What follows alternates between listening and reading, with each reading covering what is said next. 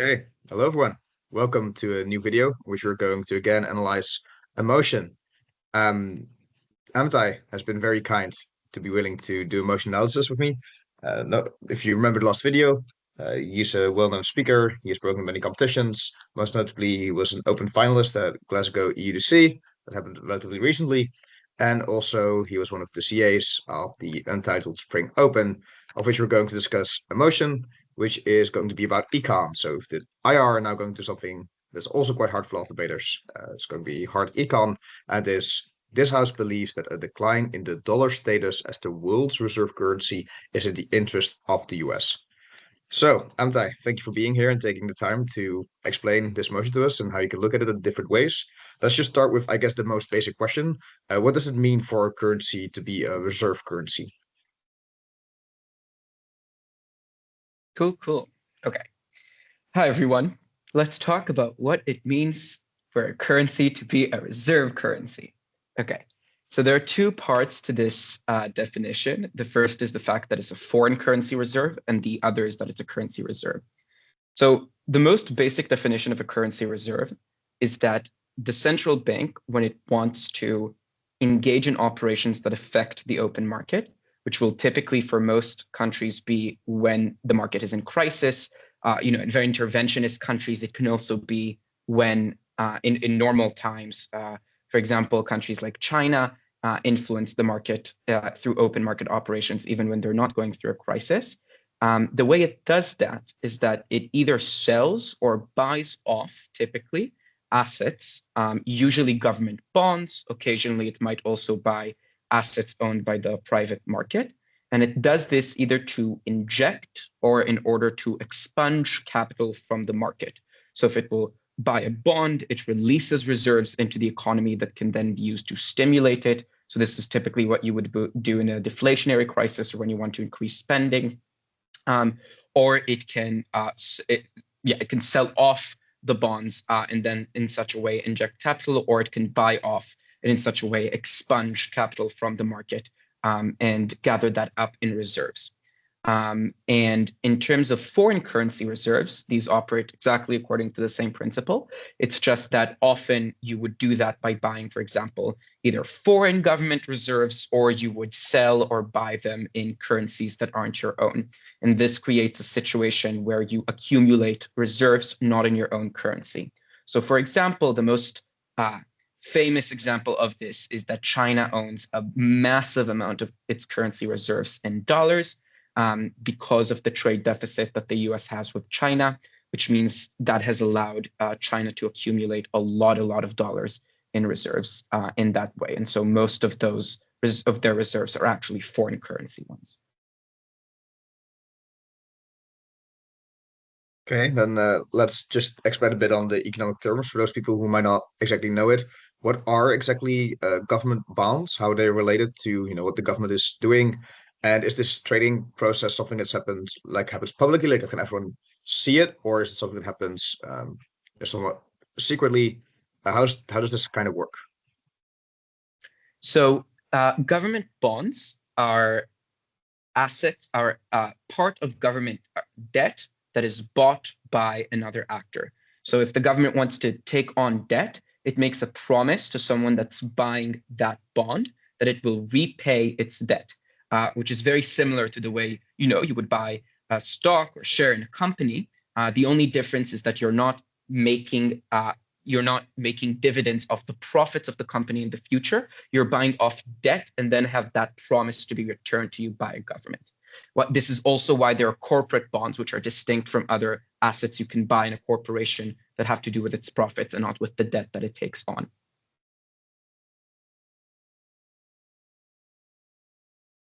And then, Okay. sorry, as to your other question on transparency, so it very much depends. Certain central banks operate with much greater transparency than others.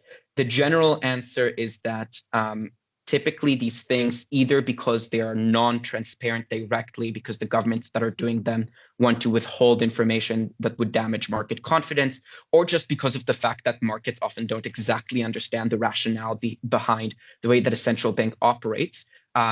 often the way and the reasoning for the central bank to do X is not completely clear.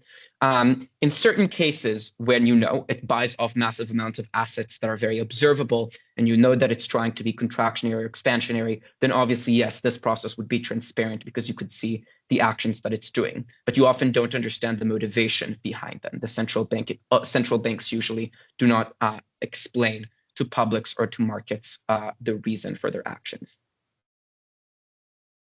Okay, that I think clarifies a lot. Then just one, I guess, more question, which goes again a bit more into the specifics of the economics. So what would you say will happen when you have these, governments, for example, yeah, maybe Chinese government or like with the US government, they have foreign currencies, and then they try, for example, on the open market, their own government bonds. What does that do with, maybe their economy or with their budget? And how that differ from if they would buy, for example, foreign bonds. So if they, maybe the US would buy UK bonds, government bonds. How would this kind of like impact their economy? Yeah. So if you buy your own government bonds, quite intuitively, you use your own reserves in order to inject liquidity, which is the fancy word for money bills, into your government's own fiscal space. So you give your reserves as the central bank to your government to now use in policy, et cetera.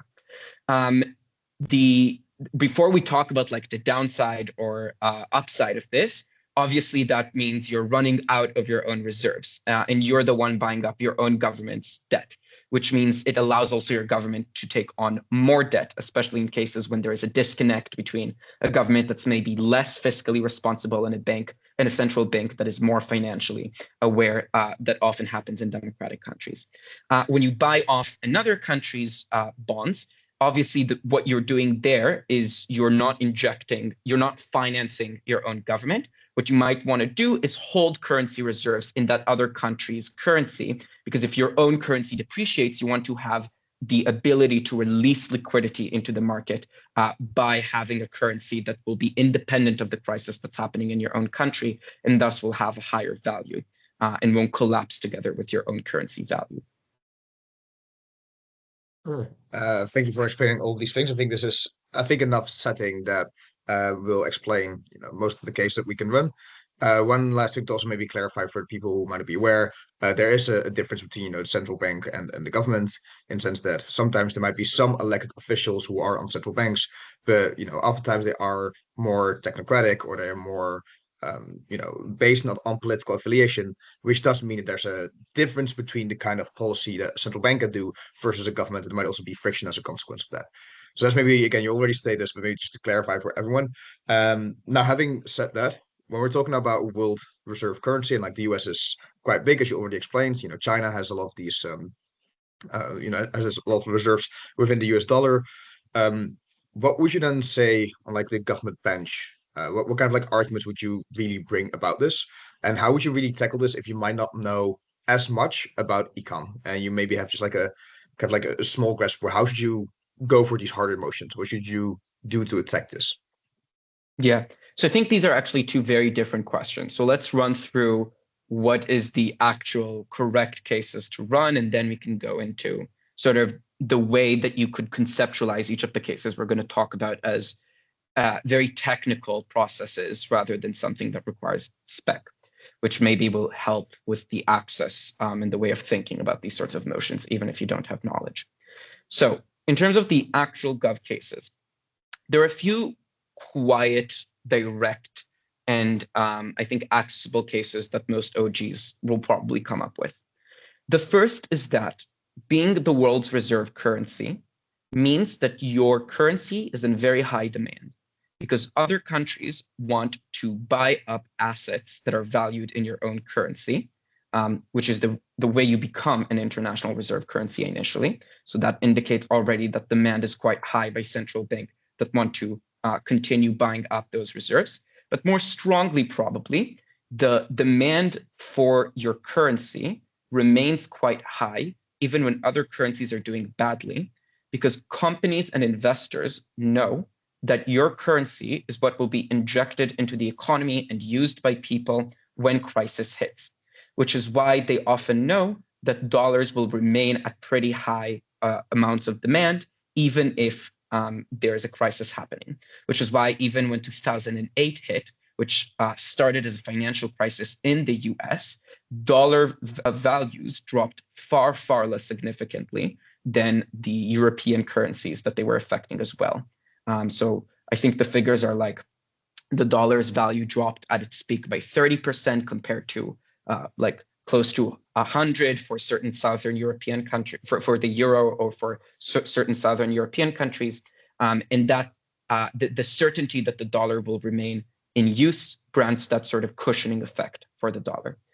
There are obviously other reasons you can explain for why being kept as a reserve means that there's a guaranteed amount of demand. But this is generally the rationale for why people in the open market keep on betting on the dollar's value being high. And that both raises it at a constant rate, but more importantly, makes it so the dollar never drops very strongly. Then what you make, there are a series of arguments you can make from this basic premise about why a high value of the dollar is good or bad. And I would notice already as like a direction for CG that I noted two ways of explaining why the dollar's value remains high. You can think of others. So this is a pretty good way of entering in a vertical. If you have to explain why a high value of the dollar is good, giving independent reasons if it becomes contested, even though it shouldn't, that the dollar's value remains high if it's an international reserves currency, and then explaining why that is good. In terms of reasons why it's good, so the first and most obvious reason is that a highly valued currency is usually better for your imports, whereas a lower valued currency is usually better for your exports. And that's because relative to other currencies, your capacity to buy foreign goods increases if your own currency is at a higher rate, whereas your ability to sell them and your competitive pricing of your own goods increases if your own currency is lower valued. This is generally the rationale for imports and exports. And then you can make a series of arguments for why it's good for the US to remain an import-oriented economy, why it currently is, because that means, a lot of its own industries are based on supply chains that require imports, why a lot of the goods that it can produce internally are far less efficient for its consumers than external goods from other countries, but probably most importantly, not on the metric of whether this is good for the US or not. You can just say that the US remaining an import-based economy is incredibly important for the developing world, given that it will continue using its purchasing power to buy goods from there. And otherwise, it could have decimating effects on the developing world. Is this motion an actor? Yes, it is an actor. So that actually doesn't matter. But I don't know. Maybe you can explain why the US cares about the developing world. That would be an innovative case. So forget that last direction. Just to clarify, so the motion is supports a decline in the world state reserve currency, and if like a lot of the points you're saying is there's going to be maybe less demand for it, that would does mean to suggest that it's going to be weaker, which does mean that it will be more of like an so that would mean that it would be more of an up argument if you want them to remain an import country, right? Yes. So this would be the series of benefits from importing that would apply to all. And then the flip side of this is exactly what we would run from Gov, right? So the US is an extremely import-oriented economy right now. This leads to a massive rise in its deficit. And that's really bad because the amount of debt that the government takes on has all sorts of independent bad effects. The fact that you often get stuck with a debt ceiling that you struggle to raise every time. The fact that it could reduce credit rating in the US eventually, which is slightly unrealistic exactly because of the high confidence in the dollar that we talked about before, but is to some extent debilitating to the government. But you can also make a series of other claims, why it hurts American manufacturers and it's very good to have certain American manufacturers, etc. Yeah. So then it just basically becomes one of those things where you could say the US much rather have a lot of exporting that you do versus importing, and they can do some generic benefits, right? So clearly from exporting, you could talk about if you have more industries internally, you can say this also means that you create more jobs, you create more innovation within the US, that creates a bigger capacity to maybe also like a larger tax basis, or people on the ground need less, help from the government, or it grows economically, all those benefits of having, your own industries. And the imports, you could say it becomes significantly cheaper. You have more diversification of what happens. So, if, for example, agriculture, If you are very dependent on one specific region, if you are importing from different regions, it becomes less likely that you're going to be dependent. And it means when something bad happens, you're less, susceptible to the change. But I think there was one really interesting thing that you said about deficits. And the main problem that people oftentimes have with arguing about this is that sometimes this becomes to kind of like a it matters or it doesn't matter argument. And it's kind of like hard to prove either way sometimes, in the sense that, as you're saying, if there's going to be a lot of confidence anyway, then having a high deficit, oftentimes argued, doesn't really matter because people will always believe that you're going to pay it off. And therefore, they will always still, let you run these deficits and there's going to be no problem. The bonds will be relatively stable. People don't really feel like you're going to default. And the other side is going to be like, well, this might be something that could happen. It might be still very risky, or there's also a perception thing where if you do this continuously, people might start to want to question this. Is there a maybe direct way that you could, talk about this with an impact in of itself, besides trying to prove the full burden that people are going to really trust or distrust the US economy? So is there a way to talk about deficits that are not just about this clash, about whether this will or will not impact the um, confidence in the US economy as a whole? Yeah, that's a great question. So I think one way to talk about it is thinking for a second about who is the debt holder. So an entity that buys a bond and then doesn't get that bond repaid, even if it expected to perhaps not get the bond repaid because it knows that the US keeps on taking on debt, which perhaps it didn't expect because the US still repays for most of the people that take on its debt. You can explain why for this actor that takes on the debt, whether because it's unexpected or even if it is expected, it is a harm that they're not getting that bond repaid to them. So for example, if many developing countries own US bonds, not paying back your debt as the US could hurt the amount of fiscal space that a developing country has if it owns your bonds. And quicker repayment or more confident repayment is often just good because it means that those developing countries will have repayments quicker. The other thing I will say is that I think one way of elaborating on the debt claim that makes it a little less assertive about whether the US will ever lose confidence or not, which is also a hotly debated thing in real life that many people disagree on, is that the question of whether the US loses confidence generally doesn't just depend on the dollar. It depends, for example, on the political institutions of the US. It depends on whether or not the US has the ability to deal with a massive run on the market where many people are asking for their money back, etc. And those things essentially depend on whether the person who's owning the bond, what steps do they want to take in order to get that repayment? So for example, political changes like Trump's election could very strongly influence the amount of confidence that people have in the US. And even if even if the dry facts are that the US shouldn't lose a lot of confidence, as with many other things, you can explain why markets react to things that seemingly weaken US confidence, even if that effect is overstated. And so that can escalate a debt crisis if people are much less willing to take on your debt when suddenly they think they're less likely to be repaid it in the long run.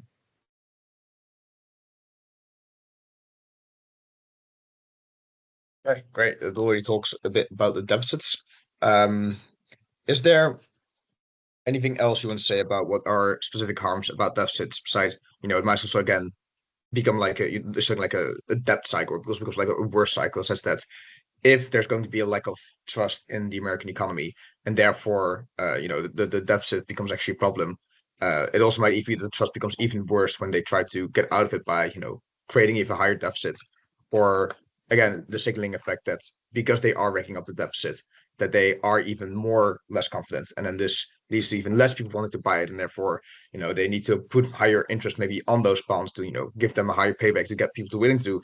Then it also is a signaling effect for, oh well, the US doesn't really trust people who will buy it otherwise, and it kind of like leads to an even worse signaling effect. Is there anything else you want to touch upon on this deficit and how this can be either, potentially even a positive, but maybe even a negative thing for specifically the US?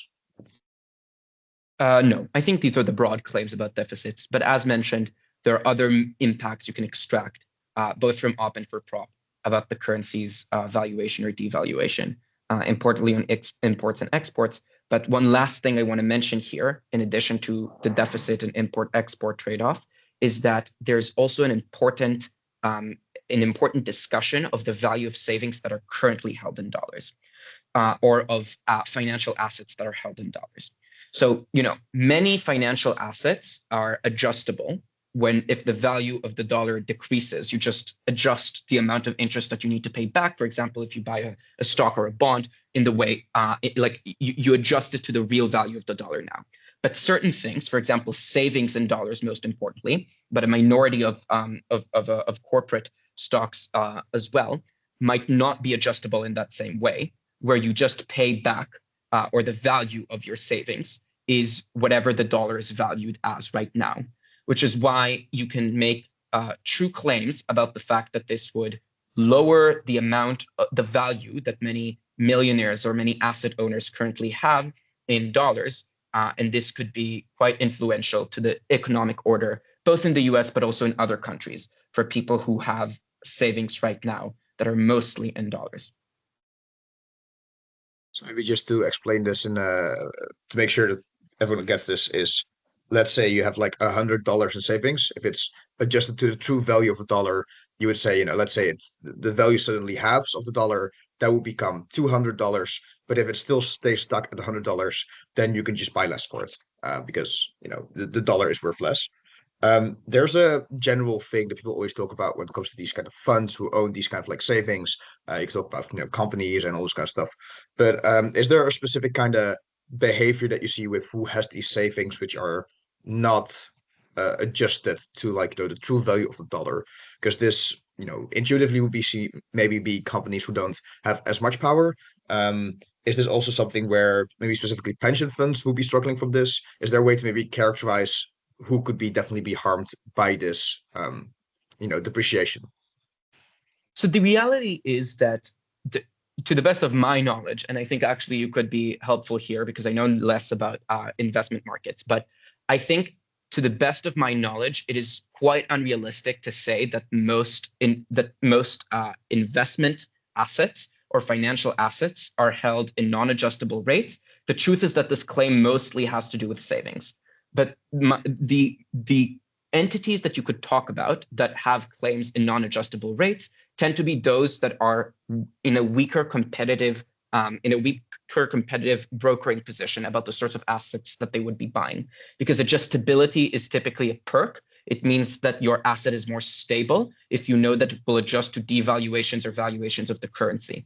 And so often, if you take on an asset without an adjustable rate, that will be a form of risk that you have to take on because you are a fund that has lower capital or has less expendable capital to invest into the kind of assets that you would be buying, which is why I'm assuming that the pension funds, for example, would struggle more since they tend to have less available liquidity to invest in assets that are pricier, and whatever other assets you want to talk about, for example, maybe those that are based in countries where financial sectors are weaker might also similarly struggle. Yeah. So I cannot with confidence, characterize, these kind of like people who hold these kind of assets as well. What I do tend to hear is that the moment that you have people who really build on long term, so things such as pension funds, they're much more willing to also invest in things which have a lower return in the sense that for them the payout is going to be long term anyways. So for me, the kind of like mechanism that I would come up with would be on the other side would be say, oh, most likely pension funds wouldn't fall in this because for them stability is the thing that matters more because they don't really need to pay them out right now. To the extent they would more likely to be willing to buy using the assets, as well as the fact they do tend to be large holders. It says that if they tend to be a lot of like big companies, if they tend to be, like companies who hold it from multiple companies for their pension funds, or even with government agencies, then it tends to be that they do have enough money to be willing to, be able to afford it.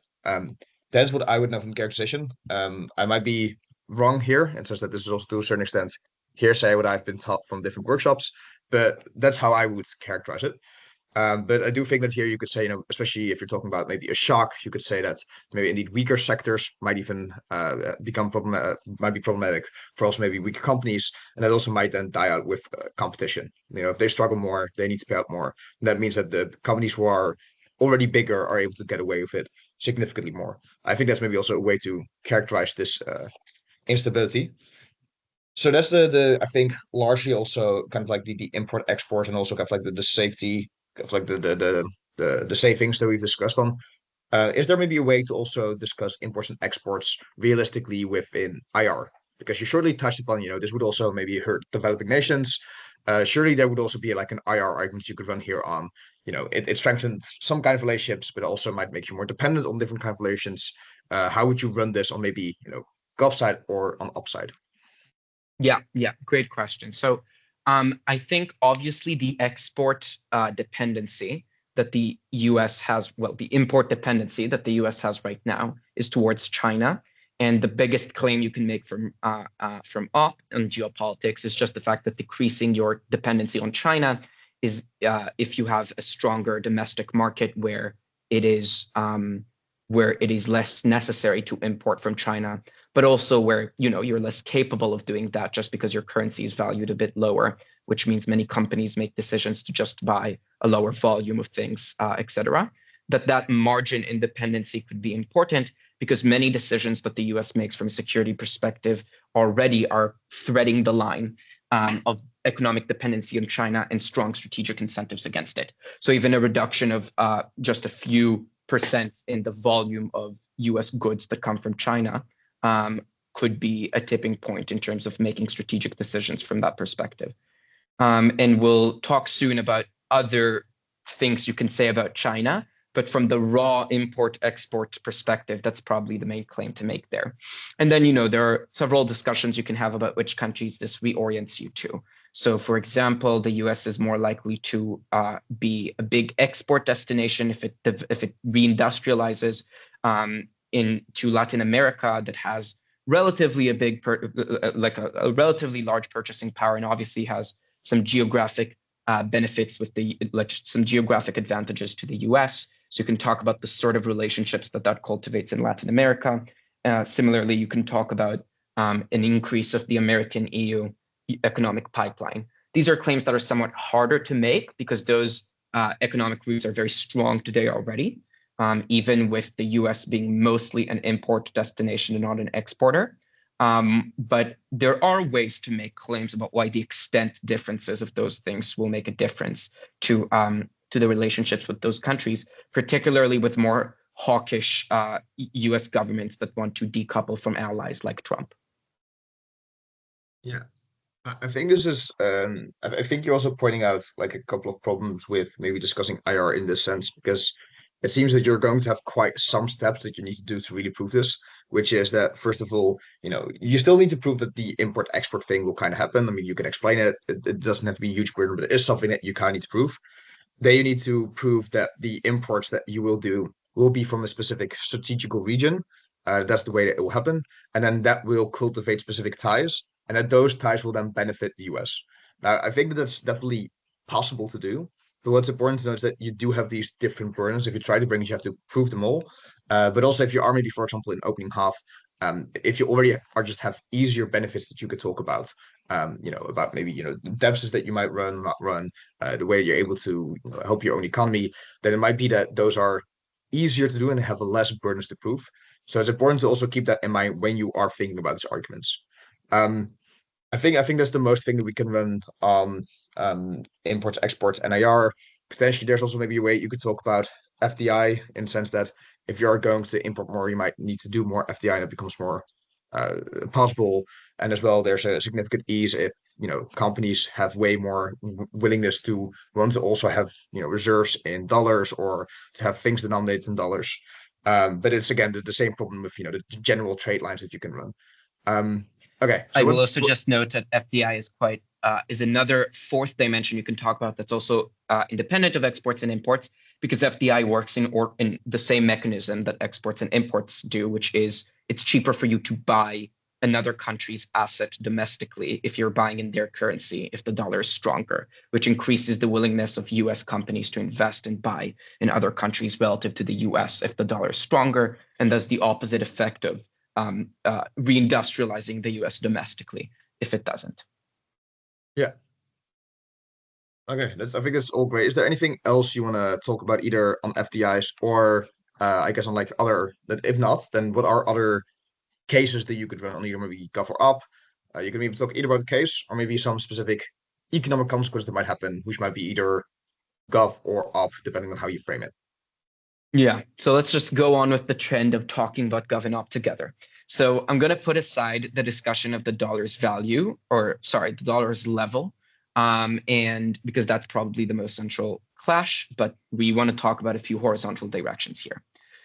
One important thing to talk about, and this is quite important from gov, even though it is somewhat less of a claim from op, is that this will increase the monetary independence of the Federal Reserve. And this somewhat ties back to our previous discussion of taking on more debt. But the issue with other countries owning a big amount of dollars in their foreign reserves, most importantly with China, is that the Fed doesn't then control exactly what dollars are in circulation. Because hypothetically, and this is the concern raised by Trump, China could release the immense amounts of dollars that it has in reserves into the market and drop the dollar's value massively. And in that way, it holds the US sort of hostage, or it can cause an incredible crisis in the US. Obviously, the response to that in reality is that this is ludicrous because China is completely dependent on the dollar's value being high. If the dollar's value drops, the US is less able to buy things from China.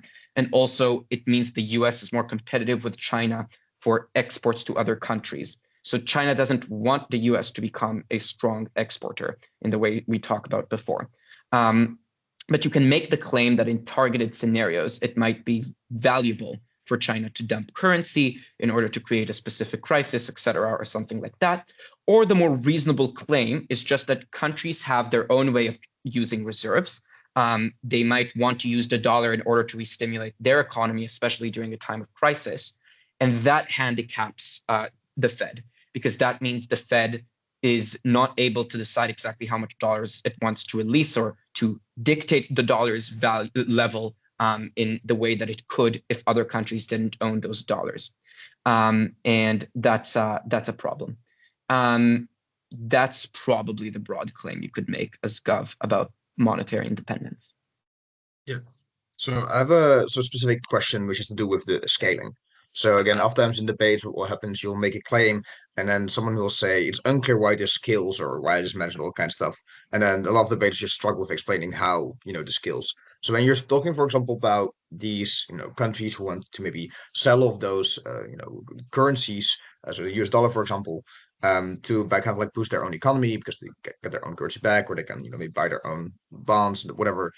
Um, if that's the case, like what kind of countries that could do this that will actually impact the ability of the Fed's level to determine the circulation of the dollar? Because surely, if, for example, maybe only South Africa does this, even though it might be a relatively big economy, it's not going to be maybe that tremendous if a lot of different countries hold it, and there might be different contexts wherein maybe South Africa wants to sell off a lot of these bonds, but maybe the UK is like, well, actually we want to have maybe a bit more leverage over Trump, so therefore we're going to buy more of these bonds. So are there specific times that you could say this becomes significant, or maybe specific contexts or countries where it becomes significant in this itself? Like you already touched a bit on China. We also talk about why there's maybe like a double-edged sword for China. Are there anything else that you could talk about how realistic this is or how much this scales, I guess? I just want to mention one quick thing before we move on from China, because I think that the technical approach towards this debate is really, like, as you mentioned, the big question that you ask yourself when making this argument is why do other countries affect the value of the dollar that much? Most of the US dollars are not in the US. In fact, the overwhelming majority are. The China dollar reserves are, oh, I wish I had the actual number. Big number. Okay. It's like okay, no, I'm not going to make a guess. You can Google it. But Piotr should Google it right now and then impress everyone with the spontaneous knowledge that he will show. But there's a lot of money outside of the US. A Chinese decision to change the dollar value is very influential, will be very influential if they do. You're right that when it comes to other countries, a specific country making this decision might not impact the US profoundly.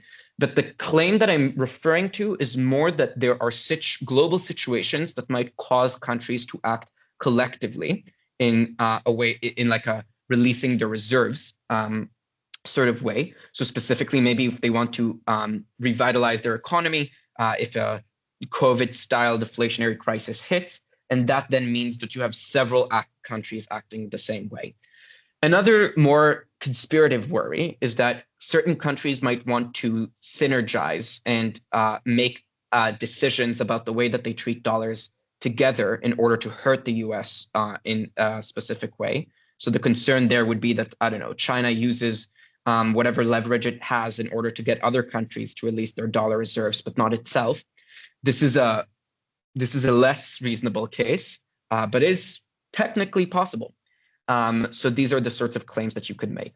One last thing that I want to say about this, and it's true about this argument, but it's also more broadly true for debates about currency, is that currency, as with any other as with any other thing and aspect, is very determined by expectations. So if you see a country that's doing X, it doesn't matter if you know that the change in the value of the currency will be small. It still matters because you know that if you sell it right now and you expect the country to do this, you can still make whatever profit is this small margin, right? So even small margins can make can have very big implications on the way that investment firms make decisions. And this is especially true for currencies because currencies are some of the most traded financial goods in what we call the spot market. That is the market for like immediate financial commodities. So often what you will do, especially with firms or with investment funds that have very, HFT style investment techniques and can do microtransactions on a very big scale very quickly, what you will do is you will sell even to make the smallest amount of profit gain, because betting on a currency's value when you're talking about such a large amount of capital has big implications. And that's why even slight fluctuations in a currency's value have massive effects on the amount of assets that are traded in short-term markets. And so you can even make the claim that a small deviation on the dollar's value affects its overall value profoundly. Okay, so I have tried to do the Google research that you want me to do. What it does seem to say is that the majority of the debt that the US has is like domestic. So it seems to be about, only 7.9 trillion, which is about 23% of the whole debt is foreign. And then all the other percentage I get is then do the complete debt. But what I've done from like very rudimentary calculations by hand, it seems that from the foreign debt, roughly about 1/8 is owned by Japan and China, and then other big actors are like the UK and weirdly enough Luxembourg. Um, in the sense that it's maybe a small country, so you might not expect it, as well as Canada. So those are the main players there. Cool, cool. Yes, so that's the general claim in terms of dumping and monetary independence. Yes, okay. The next claim, so this is obviously a gov claim. I guess you could also make claims on op about why the knowledge that one central bank, i.e. the Fed, doesn't control the dollar's value is good for the stability of the dollar. That is a bit less credible, maybe more credible, given that the Fed now might be influenced by Mr. Trump. But yeah, it still sort of comes back to that first clash on the dollar's level. Okay, so the next claim you can make, and this is where we get to a vast part of the debate that I think is technically accessible, but I know no team in Untitled touched on, which is a shame, because it is most of where the depth in the round comes from. And that is the question of which comparative currency takes the stage and which becomes the major world currency. And here, the most obvious answer is the renminbi for several reasons. The euro is both not the euro is a currency without a central bank, really, because it is shared by many countries. You have the European Central Bank, but the problem with that is that the fiscal spending that's done in euros is not at all in tandem necessarily with what the ECB wants, which then means that a lot of the European central bank's capacity to influence the euro's level is quite limited. And there's a lot of volatility in the way that specific governments decide how to spend the euro. And so this is why it's often said that the ECB is not really a central bank with as much power as other countries have over their currency. And so the euro is unlikely to become the major world currency. But obviously, this is still a hotly debated thing in reality. You can make claims about why it's unlikely to be the renminbi. Maybe it's a basket of currencies that will take charge. Maybe it's going to be regional currencies. Maybe there won't be a single world's reserve currency. Whatever it is, there are a series of comparatives you can talk about and extrapolate claims from there. So for example, claims about a basket of currencies or many different currencies are claims that make it quite easy to say from Gov that that might be a more stable system where fluctuations in the dollar's value due to events that happen in the US, for example, the 2008 financial crisis, don't affect other countries as much or their ability to use their reserves as much. You can make the reverse claim from up. But the main comparative I want to focus on is that the comparative will be a rise in the renminbi.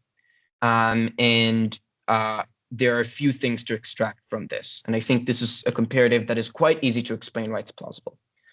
So the first thing you can say from Gov is that the renminbi's, similarly to how the dollar's value increases, the renminbi's value will increase if it becomes the world's reserve currency.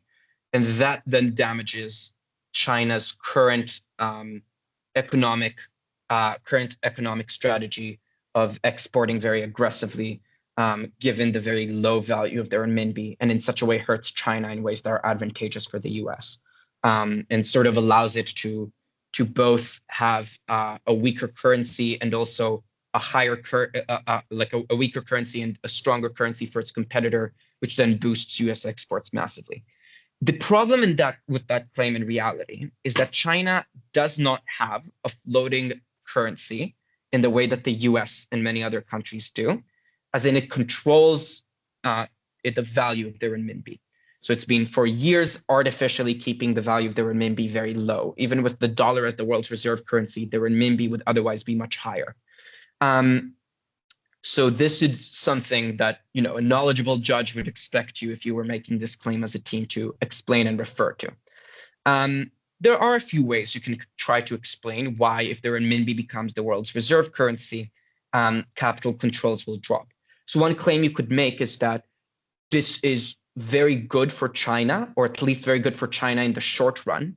And so China will want to drop capital controls in order to allow the renminbi to become the world's reserve currency, because otherwise no country will want to take it on knowing that China is capping its value, because that means that the currency is less trusted by all sorts of private actors. Obviously, the problem with that claim is that then you have to explain why China would make this decision if it's bad for itself.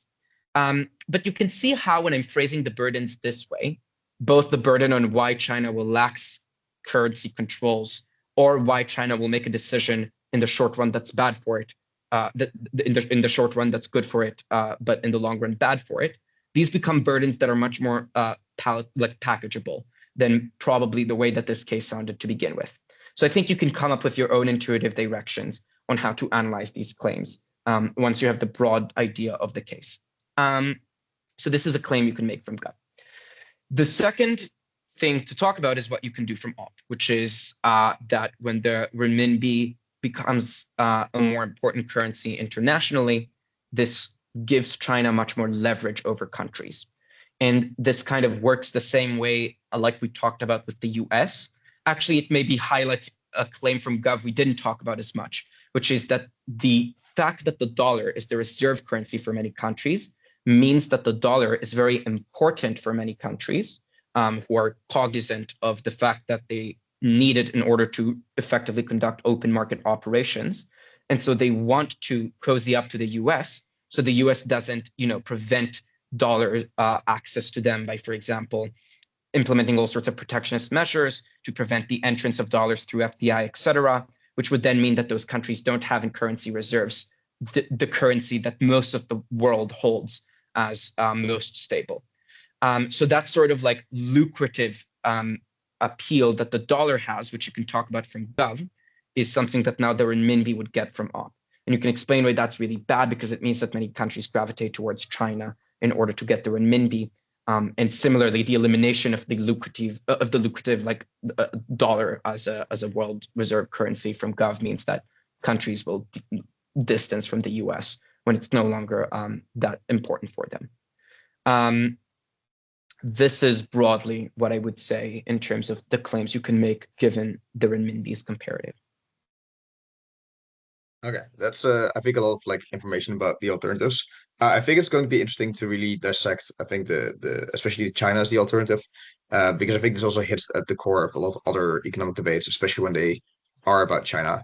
So of course, they're trying to keep the currency value relatively low because that means that they're able to export more, all of that kind of stuff. I guess there's kind of like two kind of like I guess framings that I was wondering how you would place within this discussion, which is firstly the underlying crisis that China is currently having, the fact that they're struggling economically for a variety of reasons, and also the idea that they might try to grow away and try to get into other sectors, in the sense that they might want to grow, maybe a bit more of a middle class, going more towards the information sector and other tertiary sectors. Do you think that these are things that you can again reasonably explain to be relevant for this debate in the decision making of China? And if so, how would you characterize this, for China to do the one thing, maybe trying to become the reserve currency or trying not to become the reserve currency, or the way that Yeah, they that's a might great try to do so? question. So China's problem is very, in a very, very concise and non-comprehensive description, is that they don't have enough domestic economic activity, which is the complete opposite problem from the US. So the downside of having such a trade surplus with the US is that they have such a trade surplus, which means that domestically, their currency's low valuation and the fact that many Chinese households are not enjoying the massive amount of production that China has, is that you then don't have a lot of capital that's generated domestically. And so the way to fix that is by creating a currency that is stronger and then encourages and makes Chinese domestic actors that own yuan more able to spend, and empowers the average Chinese household to spend. And obviously, things like fixing China's financial institutions or making them more credible, which is something which is a strong incentive. It's a strong reason to want to lax controls on currency, because a lot of the reason that China isn't able to stimulate its own domestic growth right now is because they're worried that domestic economic activity will lead to bubbles like the one they saw 2 years ago, with the collapse of Evergrande and the real estate crisis. They're worried that those sorts of bubbles are created when you don't have a very strong financial sector, and when you have a very corrupt set of cronies that manages your own domestic economy, when you don't have a lot of FDI and smart market actors to decide which investment opportunities are real and which are likely to bubble, etc. So it's the sort of bundle of things that can come from having a stronger currency, or from from laxing capital controls, and from stimulating economic activity domestically, that China is sort of too scared to take the first leap on. And it's sort of stuck currently in a state where injecting more money into the economy would cause the bubbling that we talked about a second ago. But also they have this continued problem of over-reliance on foreign actors for their current capital. And that will lead them eventually to a lot of volatility if every time a domestic shock hits, there aren't other domestic industries to weather through it, or if at some point they start struggling to export more than they currently are, which will lead to a stagnation. And so this is sort of very broadly China's economic calculus. So you can explain why this economic calculus might lead them to want to lax capital controls in order to get more domestic activity. It's also a reason on op to explain why it actually might be very good for them that you're giving them this chance to revitalize their current domestic industry. In reality, obviously, China has not laxed currency controls. They seem to generally be leaning towards not increasing domestic activity for fear of bubbles and maintaining its current issue, the current issue they're facing for now over injecting more money into the economy. So I don't know how realistic that claim would be, but it's certainly one you can make. Okay, thank you. That I think also clarifies maybe a couple of like ways that people can talk about the way the short-term incentives might outweigh the long-term incentives. Besides, of course, maybe we could talk about generic things such as maybe unrest within China, which also might put some pressure on Xi Jinping, or I think there's also maybe some general lines might be a bit easier to explain why China would want to become reserve currency, which is if you can name a couple of positives of like why you would want to have be in reserve, being in sense of maybe easier relationship with trade, or maybe the fact that there's going to be more power that you have, or again we can make this again more of an IR kind of like part of it. Then if that's the case, then you might say for that reason China would want to do the same or want to take over the US place on it.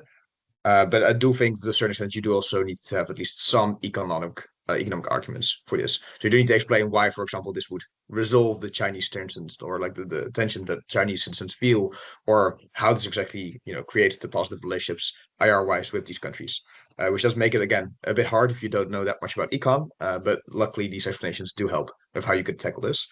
And another thing that you talked about is Europe being a possible alternative. Now you already gave the point that it's going to be quite hard for Europe to become the alternative because the central bank is not really linked to one specific government, and therefore the spending of maybe other countries are going to be much more. So maybe oftentimes there tends to be southern Europe countries. So for example, Spain and Italy tend to spend more than maybe more fiscally conservative countries such as the Netherlands. Um, there are also other arguments you could make in favor of it, in the sense that it's quite a big and relatively stable, economy that might want to also try to expand and create again the same benefits as China might want to do so. So, for example, the relations that you have with different countries might become stronger. It might be easier for you to import specific goods that you might want within the EU. Do you think that in real life there are other alternatives potentially than China or the EU? Do you think potentially India could take a place, or another country, or maybe the BRICS countries together, trying to become a strong reserve currency? Are there also, you think, viable options, or maybe even in debate land viable options? No, no. The Indian the BRIC so the BRICS currency generally, discussions about BRICS, what BRICS is going to do are they're kind of like the civilization strategy games, bros talking about like the axis of evil. It doesn't actually really exist. There's no way a BRICS currency is going to come about. So maybe don't say that because that sounds a bit stupid.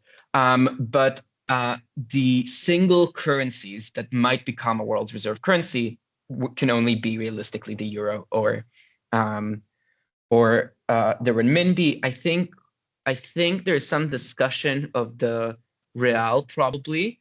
I can't tell you why India is not and the real is. All I know is I think this is broadly the academic consensus, but I wouldn't try to market any one of them as plausible comparatives as an underlying premise for a case. What I think is likely to be a comparative, and something you want to talk about, is a basket of currencies, as I mentioned. So something similar to like the special drawing rights that the IMF had as an idea for its own currency, or another sort of currency that's just a basket of goods, a basket of currencies melded into one. And I think there, as I mentioned, this is a nice comparative for bottom half because it is obviously structurally different from a single currency in many ways. So it's not just that you can make a lot of the flip claims for other countries, such as the US. You can also make structural claims about why that comparative is better or worse. For example, the fact that that comparative is much more stable because it means that every single unit of the currency just has many balancing currencies in it. Or other claims about why it's a worse currency because it might be more likely to bubble since it's not a real currency that you can use. And that makes it harder for central banks to use it in times of crisis.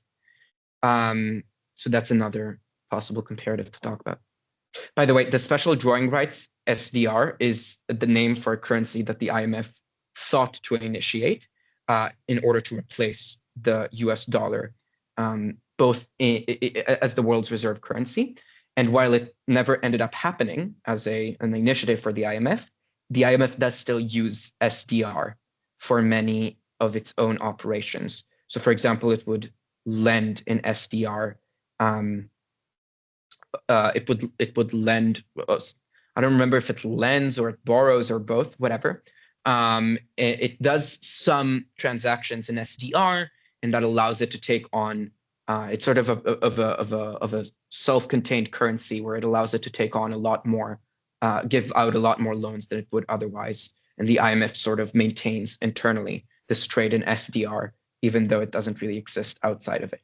And so you can make claims about why that's a very likely comparative to expand since the SDR is already being used. Yeah, so we set this motion at Princeton IB about like the SDR, and what I still remember from it. So just also to clarify it, so it does also actually have the dollar in it. It does have a couple of currencies. So it had the currencies that also were there before the euro. So I think that the German mark, the Dutch gulden, it also had like the Japanese currency, and it had a couple of other ones. So it is one of those things where it would be that still relatively like so the IMF so still relatively Western centric, and the US dollar did have a dominating factor within the SDR because it was a very large percentage. But what I also remember from the context is the reason why that happens was because I think there was some currency fluctuations that were happening with the US dollar where it was kind of like weakening, and then the IMF felt the need that they would need to find another currency. But one of the issues why it didn't really become as big as well was because private entities, I think like companies, were unable to hold it, and therefore it was not something that they would be really able to use long term or integrate into the general economy. So when you're also still talking about these alternatives, because like the baskets, I think it is indeed most likely it's going to be SDR. A basket of maybe the BRICS countries could also be, I think, still for the same reasons you highlighted, maybe not as likely. For a couple of reasons, I think it would be hard to kind of like explain why they would be able to form such a united fund, especially if you're going to have the incentives that you might already have in China. It might also seem that China might do this by themselves rather than maybe within BRICS. But yeah, so that's also a bit more context about the SDR and currencies. And then you could talk, of course, as you said, about the stability. How much do you think, the stability points could maybe be weighed off against problems with maybe complexity or all of the issues that you have? So, for example, you talk about one of the problem with the European Central Bank is not really linked to one specific country, which means that its fiscal and monetary policy are not really, something that can be easily something that you can, discuss or is easy to go through. You could say something would happen here as well, and says that you have all of these countries which are potentially in a basket of currencies, which then might be a reserve currencies, but you still would need to, for example, maybe fluctuate or depend, the percentage because maybe one currency falls off, or you maybe still need to decide on, how much you're going to maybe, put in of these baskets, or how much you may be willing to, buy, or maybe, if you're making this as an actual currency, how you're going to make and print this, all that kind of stuff. How much do you think this would be an actual issue that you could also highlight on up? Um, do you mean what would be the impacts of a fluctuation in the currency within a basket of currencies? I mean, the what I'm trying to say is sometimes what you might do is the percentage of a specific currency in the basket might change over time, and Yeah. there we need or it becomes stable, or it might fluctuate. Um, if it fluctuates, they need to find a way in which you might determine how are we going to exactly say how much percentage of one currency is going to be in it. Do you think that this process and how it's going to be determined might be, for example, slow or might be very hard to do because there are many different countries? And do you think this could negatively affect, the US? Yeah. So yeah, so there's there is a very interesting, this is kind of getting into the very specifics of SDR. So I don't know how much we want to go too deep into that, but the problem with a basket of currencies is that it is fundamentally a fixed currency. It's not a floating currency because you're fixing it to the value of other currencies, even if those other currencies are floating. So the problem with fixing is that when you try to change a fix or a peg to a specific currency, the disagreement, as you mentioned, between different countries could cause a lot of distrust in the basket, which then reduces the amount of confidence in it in the open market, even though it might be the right choice. So, for example, if crisis happens and you want to reduce the amount, and you have a lot of pressure from different countries to reduce the percent that's owned by one of the countries in that basket, that country obviously won't like it because it will reduce the demand for its own currency. Assuming there's some convertibility, and that means you get a lot of tension cycles between those countries. I'd say that's probably how that would function. In realistically, this won't adversely affect the U.S. probably because it assumed that the U.S. is the powerful one in dictating how the fix goes. But you can make claims about the fact that it will make other countries much more angry than they currently are with the dollar being a dominant reserve currency, which would be a flip to this is a nice gateway to another op idea about the fact that the dollar's dominance is truly optically a very, very bad thing for the US and creates a lot of antagonism towards the US.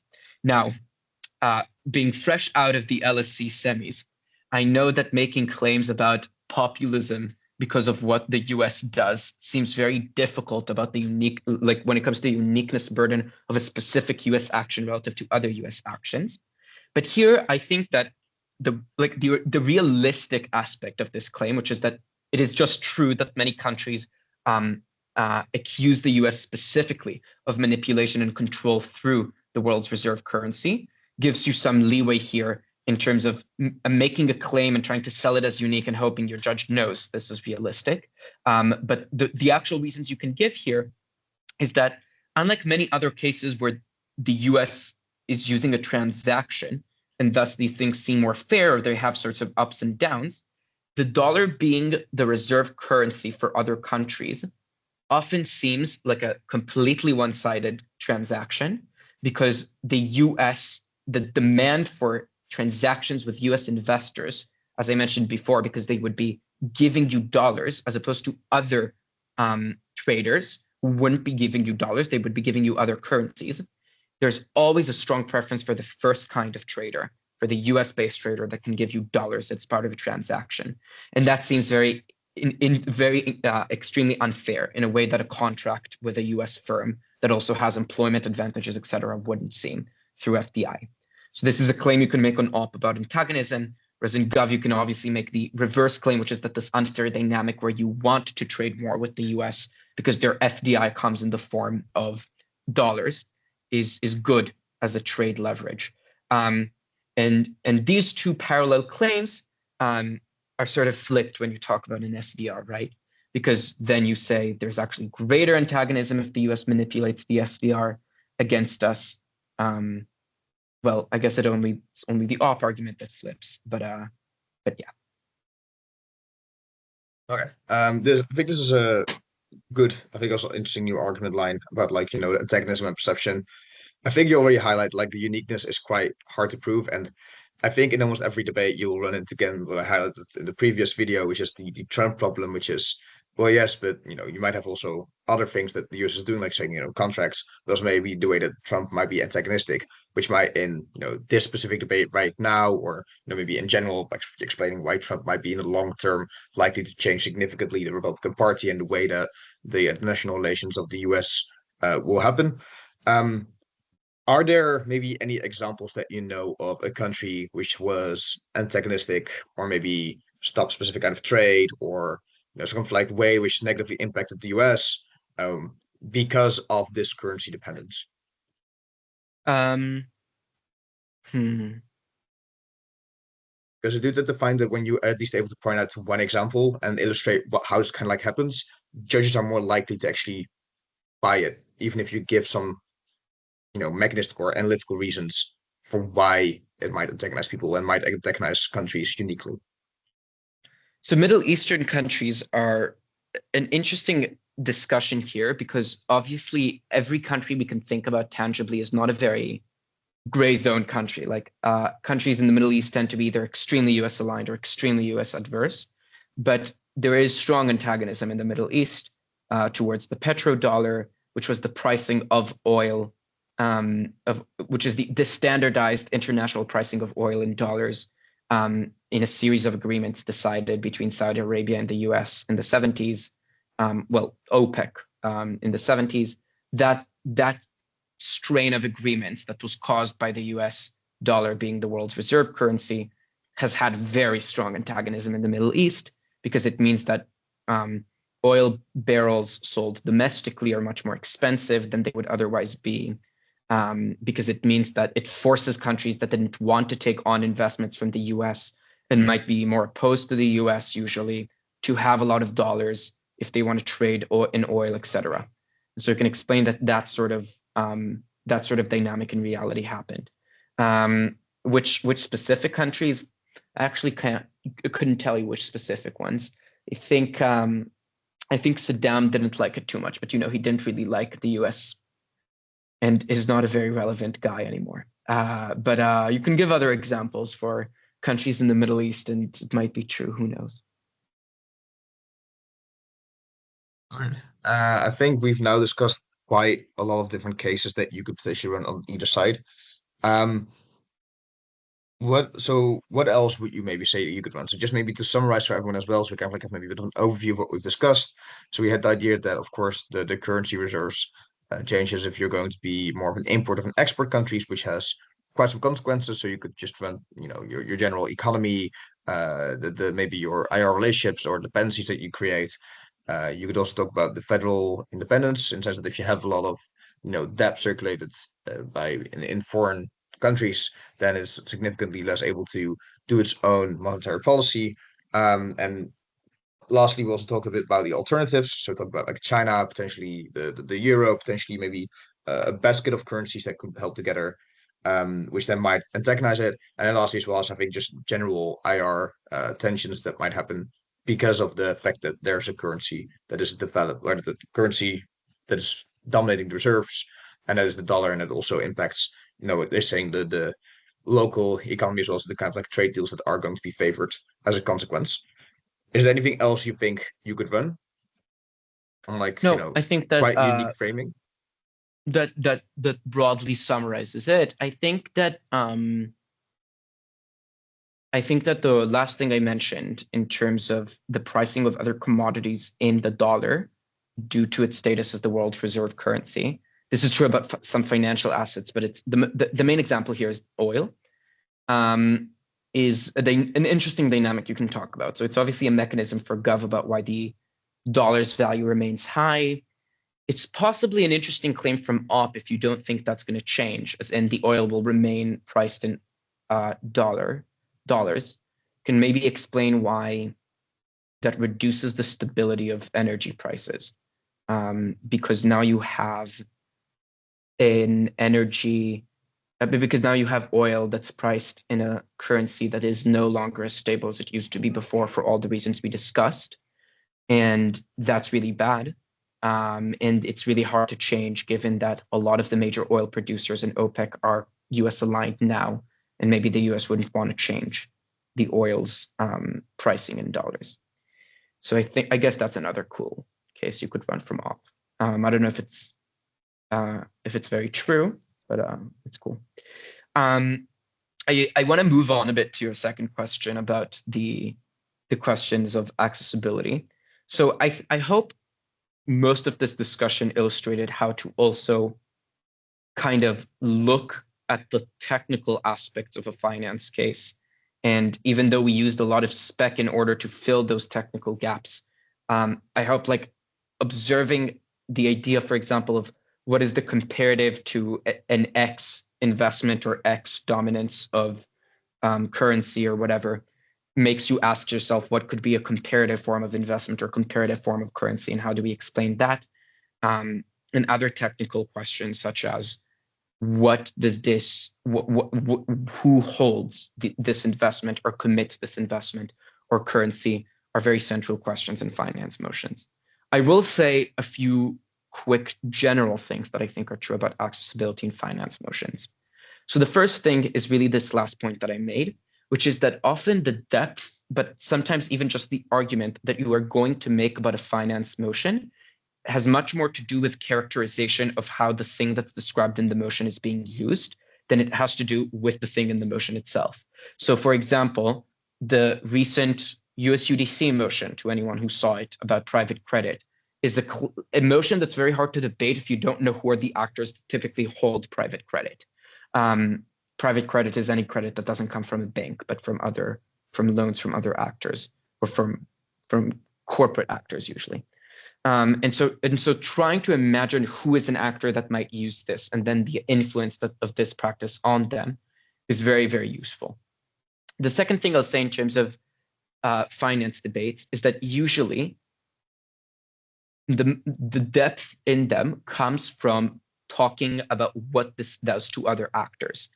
And there's usually a tendency, especially in IR or other econ motions, to be very tunnel vision about the specific consequences of the policy and talk about many multiple direct consequences that this policy has.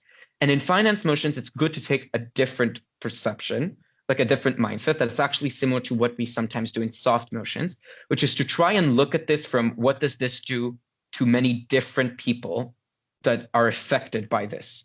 So sort of to take for granted that X happens, and ask yourself, what does X happening do to Y or Z or W, without going too in depth into the nooks and crannies of how the policy is implemented, just assuming that whatever use of money, whatever characteristic of currency or investment occurs, what does this do to the actors that aren't the ones using it or the direct targets or sources of it?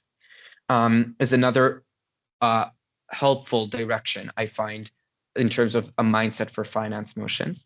The final thing I'll say is that in terms of learning about finance motions, I was extremely bad at finance for a year, as Piotr can know, for me bitching to him about his quarters motion that we just talked about, not understanding what the hell it means for very long, including in the quarter itself. And I tried many times to get snippets of knowledge about finance in the way that I would about IR, and they wouldn't work the same way they would for other motions. And I think the reason that that's the case is because finance is not something you can learn through snippets. It's not a collection of knowledge in the same way that IR is. The way you understand finance is that you need to understand the grandstanding structure of many things that you're talking about. And I'm still very far from an expert on finance. The only thing that changed is that I understand the underlying system. And this is something that you often will get by a more methodic, either class or, listening to a certain channel describe a financial concept for very long form videos rather than short form videos. So my general advice to you would be, if you're trying to case file finance, don't go for bite-sized or specific news snippets or The Economist articles. Go for videos or articles that try to describe more generally the way the system works. That's much more helpful for finance. I really agree with this. So I also am still not like an expert on finances. I still struggle with some ecomotions, but I have become significantly better by indeed not just doing just like small bits of information. Like you don't watch TLDR like on the econ, then you suddenly know exactly what IR trade means or how it affects different institutions.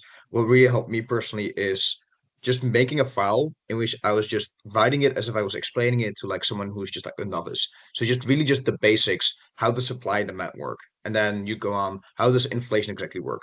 Okay, now you have inflation. How does this affect governments? And how does this affect banks? And what even are banks? How do they exactly work? And you find out all of these things that are surrounded to it. So you find out different sectors of banks, find out different ways in which they invest, all of that kind of stuff. And it does take, I think, more time than maybe just doing things on IR. But also one of the reasons why I wanted to also do this kind of motion on econ is because to a certain extent you do also kind of like need to weed out all the things that are maybe true in real life or maybe context very true, but are a bit inapplicable in debate, either because it's way too specific or there's no real way to explain it in the sense that the judge will be convinced that it's true. Um, or it will just take too much time. So it's also just very nice for you to have explained all of this. And there's actually also one other thing that you said so far that I also highlighted, and I want to ask you as like before we end it, which is so far we've only really just discussed. Let's just say it happens. How would this influence the economy of the US? And we actually haven't discussed how would such a decline actually look like, or how would it actually function? Um, because the reason why I'm saying is this, because sometimes you might try to make arguments about why it also might decrease the trust within the US economy, this and that. And then sometimes the responses can be, well, but if the decline wouldn't have happened, then we also wouldn't have had the distrust in the first place, because the distrust is kind of like the a priori thing that needs to happen for this currency to deflate. Never, if we just don't have this, decline of the currency, then we actually just have a strong economy, and therefore, definitionally, we are going to be better off.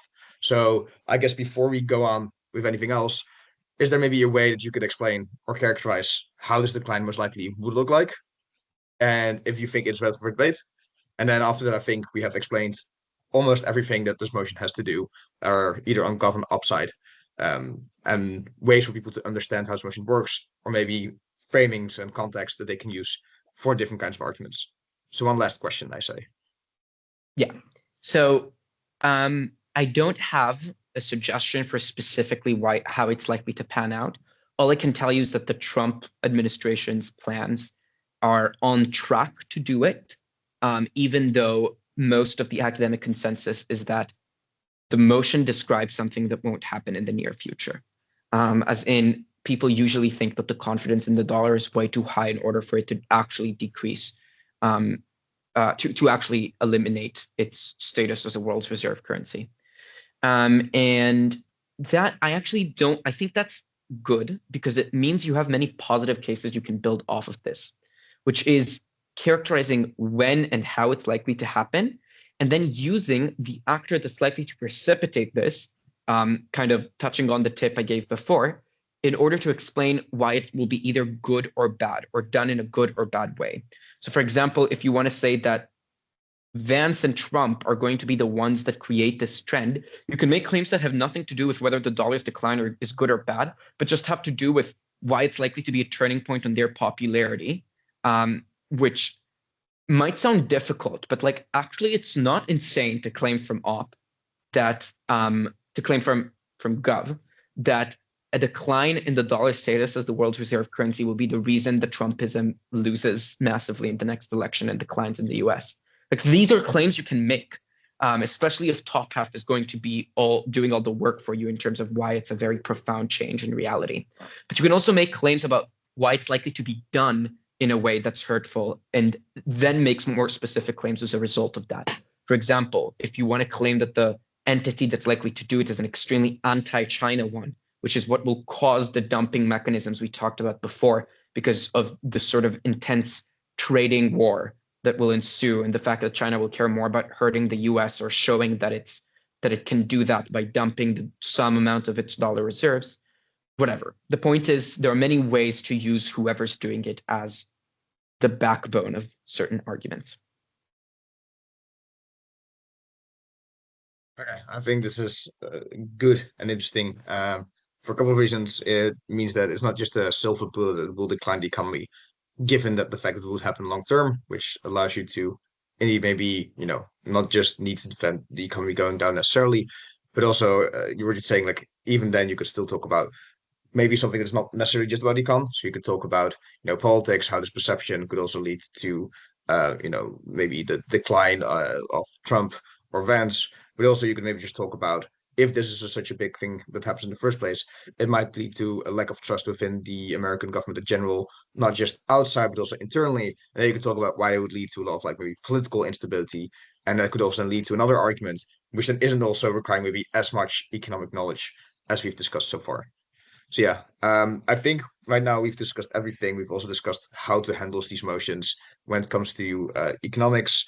So is there anything else that you would maybe, tell people about this economics motions? Maybe a specific source that you've used that is not just the Economist snippet or article, like maybe specific kind of like resources that you've used to brush up on how to find these overarching structures and the underlying reasons and mechanisms in which the economic market manifests.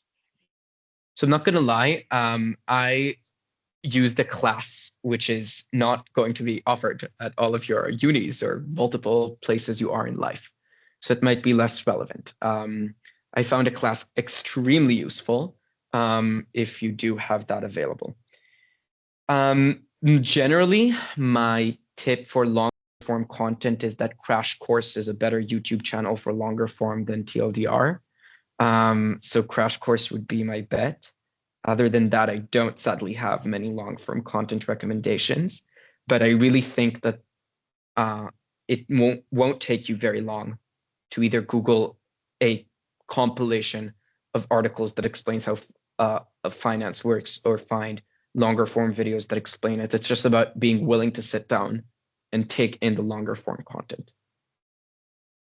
Yeah, the only source I would really recommend, especially if you're trying to explain it yourself and trying to write things out, is just some simple source like Investopedia. It just explains a very basic concepts and it also gives a bit more context. So it gives examples, it explains how it links to other words, and then it's a very good not just a source and it explains stuff, but a very good jumping board. It's very easy from there to look up. Oh, they talk about this example. What exactly happened? And then you can understand these aspects more.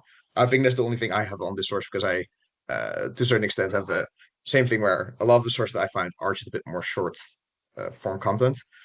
I guess this is it. I think I want to thank everyone, for watching this video and getting through all of it. I want to thank Amitai for taking the time to answer all of my questions and also go into great depth about how to, make these different economic arguments. And then I'll see you in the next video. If you have any questions, just put them in the comments and then I'll try to answer them. And maybe if I can answer them, I'll ask Amitai to answer them. So yeah, see you next video.